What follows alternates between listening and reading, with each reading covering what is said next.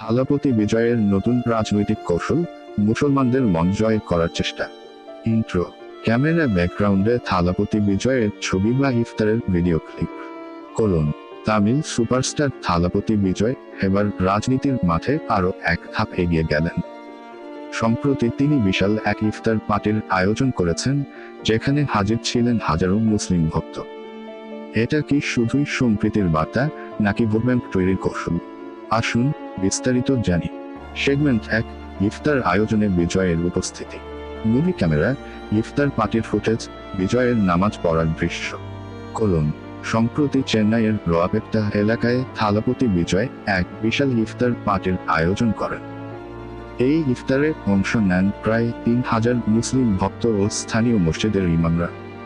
শুধু তাই নয়, বিজয় নিজেও রোজা রেখে নামাজ আদায় করেন এবং ভক্তদের সঙ্গে ইফতারে যোগ দেন। সেগমেন্ট 2, রাজনৈতিক বিশ্লেষণ। এটা কি নিছক ধর্মীয় সম্প্রীতির বার্তা, নাকি রাজনীতির নতুন কৌশল? বিশ্লেষকরা বলছেন, 2026 সালের তামিলনাড়ু বিধানসভা নির্বাচনের দিকে নজর রেখে বিজয় মুসলিম ভোটারদের মন জয় করতে চাইছেন। তার দল তামিলাগা নতুন হলেও তিনি যে শক্তিশালী নির্বাচনী পরিকল্পনা করছেন সেটা পরিষ্কার। সেগমেন্ট 3, জনসাধারণের প্রতিক্রিয়া। মুভি ক্যামেরা, সোশ্যাল মিডিয়ার কমেন্ট, লোকদের মতামত।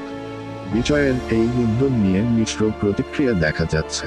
কিছু ভক্ত বলছেন এটি তার উদার মনোভাবের প্রতিফলন, আবার অনেকে মনে করছেন এটি নিছক ভোটের রাজনীতি।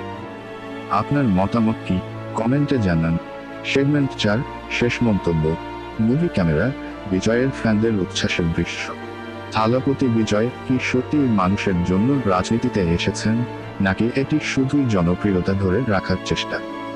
2026 সালের নির্বাচনে সেটাই প্রমাণ হবে। ততদিন পর্যন্ত অপেক্ষা করুন এবং আমাদের চ্যানেল সাবস্ক্রাইবও করুন আরও আপডেটের জন্য।